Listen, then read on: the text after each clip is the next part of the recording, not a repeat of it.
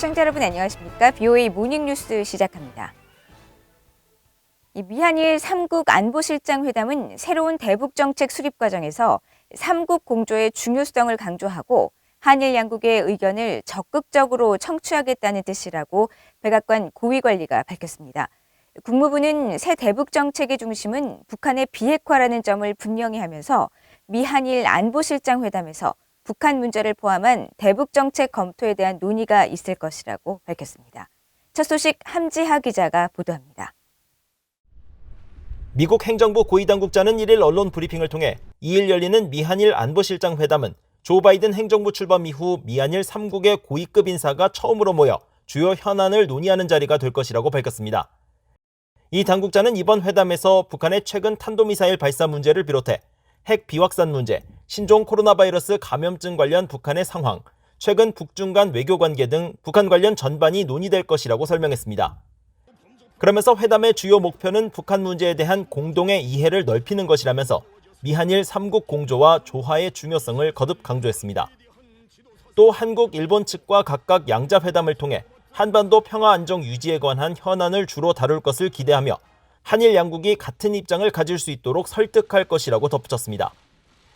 미국 국무부도 마무리 단계인 미국의 대북정책 검토와 관련해 미한일 안보실장 회담에서 적극적인 의견 교환이 있을 것이란 점을 거듭 확인했습니다. 네드 프라이스 국무부 대변인은 정례 브리핑에서 미국의 대북정책 검토와 관련해 3국 회담은 일본, 한국의 관리들로부터 그들의 생각과 관점을 공유할 수 있는 기회가 될 것이라고 설명했습니다. 그러면서 새 대북정책 검토의 주요 내용은 변함없이 북한의 비핵화란 점과 미한일 3국 공조의 중요성을 거듭 강조했습니다. Now, I wouldn't want to prejudge the conclusion of any ongoing review, but we have said that denuclearization will remain at the center of American policy towards North Korea. We also know that any approach to North Korea, in order to be effective, will be one that we will have to execute in lockstep with our close allies, including in this case our treaty allies, Japan and South Korea.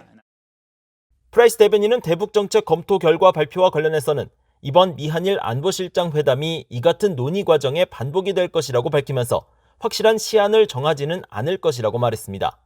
BOA 뉴스 함지하입니다. 유엔 안전보장이사회가 북한의 단거리 탄도미사일 발사에 대해 후속 조치를 취하지 않은 가운데 거듭되는 미온적 대응이 오히려 북한의 도발을 부추길 수 있다고 미국의 전문가들이 우려했습니다.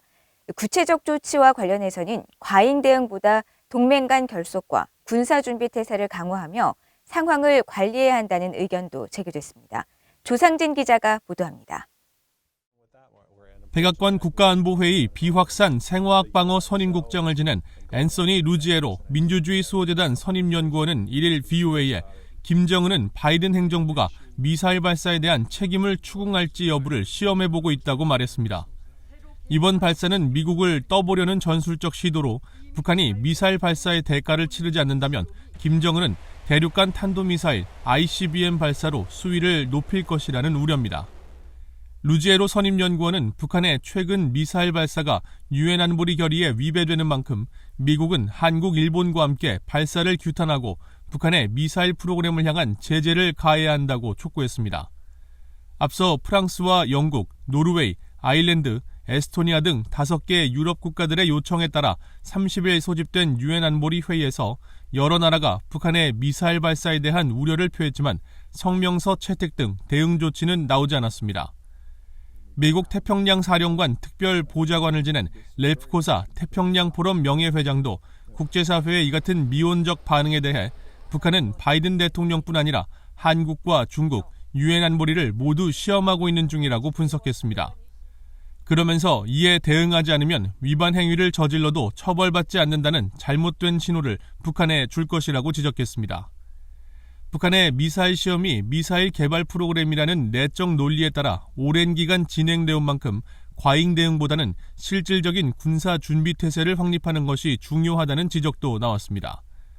토머스 컨트리맨 전 국무부 국제안보 비확산 담당 차관보 대행은 이번 미사일 사거리를 볼 때 특히 한국과 일본의 위협이라면서 과잉 대응을 삼가고 미한일 동맹의 굳건함과 어떤 공격에도 강력히 대응할 수 있다는 것을 군사 준비 태세를 통해 보여줘야 한다고 강조했습니다. 전문가들은 북한의 이번 단거리 탄도미사일의 경우 한국 전역이 타격 범위에 들어가는 만큼 한국도 유엔 안보리에 강력한 대응을 촉구해야 한다고 말했습니다. 특히 한국이 북한의 미사일 발사를 대북 관여 정책을 진전시키는 사건으로 활용하기는 어려울 것이라며 그럴 경우 북한의 나쁜 행동에 보상을 제공하는 결과가 될 수도 있기 때문이라고 지적했습니다. VOA 뉴스 조상진입니다. 미한일 3국의 안보실장 회담이 2일 미국에서 열리는 가운데 정의용 한국 외교부 장관은 중국이 한반도 평화 프로세스 진전을 위해 건설적인 역할을 해주는 게 필요하다고 밝혔습니다. 정 장관은 2일 왕이 중국 외교부 장관과의 회담을 위한 출국에 앞서 기자들을 만나 이같이 밝히고 중국 푸젠성 샤먼에서 열리는 회담 의제로 한중 양국 관계 발전과 한반도 평화 프로세스 진전, 지역과 국제 현안에 대한 협력 방안 등을 꼽으면서 내년 한중 수교 30주년을 맞아 실질적 협력 확대 방안에 대해 심도 있는 논의를 하게 될 것이라고 말했다고 연합뉴스 등 한국 언론들이 전했습니다. 화춘잉 중국 외교부 대변인도 정례 기자회견에서 정 장관의 중국 방문을 확인하고 내년 한중 수교 30주년을 맞아 양국 관계가 더욱 심화 발전될 수 있는 중요한 기회를 맞고 있다면서 전략적 소통을 강화하고 실용적인 협력을 통해 중한 양국의 전략 개발을 추진할 용의가 있다고 밝혔습니다.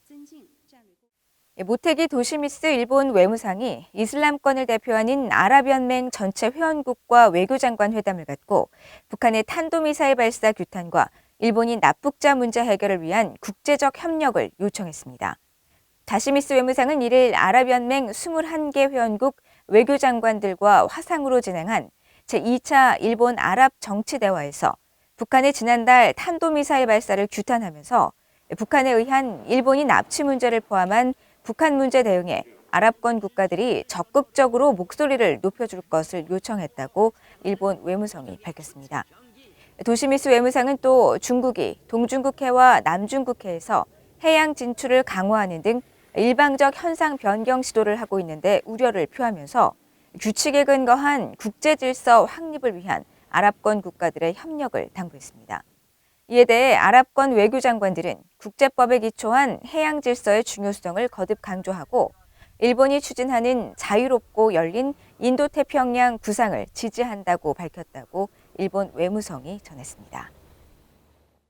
미국은 유엔 안보리 대북제재위원회 전문가 패널 보고서는 북한의 계속되는 핵과 미사일 프로그램 개발의 세부 내용을 보여준다며 이것은 분명 안보리 결의 위반이라고 강조했습니다.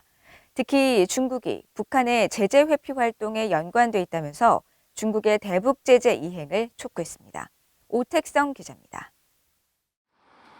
유엔 주재 미국 대표부는 31일 공개된 북한의 광범위한 제재 위반 사례를 명시한 유엔 안보리 대북제재위원회 전문가 패널 보고서에 대한 VOA의 논평 요청에 분명한 입장을 밝혔습니다. 유엔 주재 미국 대표부 대변인실 관계자는 1일 VOA에 이번 보고서는 북한이 제재를 위반하면서 핵과 미사일 프로그램 개발을 계속 벌이고 있다는 사실을 세부적으로 조명하고 있다고 밝혔습니다. 그러면서 북한의 고농축 우라늄 생산과 탄도미사일 프로그램 현대화가 포함된다는 보고서 내용을 다시 한번 강조했습니다. 앞서 지난 3월 31일 공개된 보고서에서 전문가 패널은 북한이 핵과 미사일 발사 프로그램을 지속하고 있으며 각종 제재를 회피하고 또 사이버 해킹 공격 등을 통해 자금을 확보하고 있다고 지적했습니다. 미국 대표부는 이어 전문가 패널이 이번 보고서에서 지난해 북한이 이란과 주요 부품 이전을 포함해 장거리 미사일 협력을 재개했다는 점을 지적했다면서 북한의 무기와 첨단 기술 거래는 국제 평화와 안보에 위협이 되고 있고 세계 비확산 체제를 약화시킬 뿐 아니라 북한의 불법 무기 프로그램을 진전시키기 위한 것이라고 밝혔습니다. 미국 대표부는 또 전문가 패널 보고서는 북한의 제재 회피 활동이 상당 부분 중국 영해에서 이뤄지고 있음을 보여줬다며 미국은 중국이 이러한 북한의 불법 활동을 억제할 것을 적극적으로 촉구하고 있다고 강조했습니다. 실제로 이번 보고서에는 불법 활동으로 제재를 위반하는 많은 선박들이 중국 영해를 통해 운항하고 있으며 북한으로 정제유를 불법적으로 운반하는 일부 선박은 중국 기관이 소유하거나 관리하고 있다고 지적했습니다.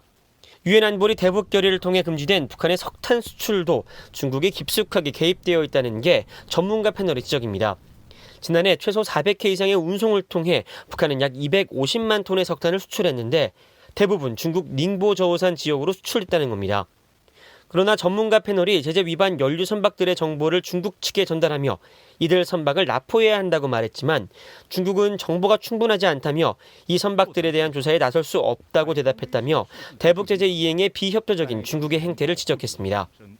전문가 패널은 또 최근 집중적으로 조명되고 있는 북한의 가상화폐 해킹 공격에도 중국이 연루되어 있다며 중국의 비상장 거래소가 북한 해킹 그룹이 절취한 가상화폐를 다른 화폐로 돈 세탁을 해줬다고 밝혔습니다. 최종 단계에 들어간 바이든 행정부의 대북 정책 검토에 중국 역할 문제가 담길 것으로 예상되는 가운데 중국에 대한 미국의 요구가 어떻게 적용될지 주목됩니다. VOA 뉴스 오택성입니다. 국제 대북 지원 단체인 헬핑 핸즈 코리아의 창립자인 팀 피터스 목사는 가뜩이나 참혹했던 북한 종교인들의 삶이 신종 코로나 바이러스 사태 이후 더욱 악화됐다고 지적했습니다. 피터스 목사는 이를 미국의 북한 인권단체인 북한인권위원회가 주최한 화상대담에 참석해 북한 내 종교인들이 식량은 물론 의약품도 없이 지옥 같은 하루를 보내고 있으며 북한 정권의 전례 없는 신종 코로나 바이러스 방역 조치로 국경이 봉쇄돼 탈북마저 할 수 없는 처지라고 밝히고 국제사회의 관심과 지원이 절실하다고 강조했습니다.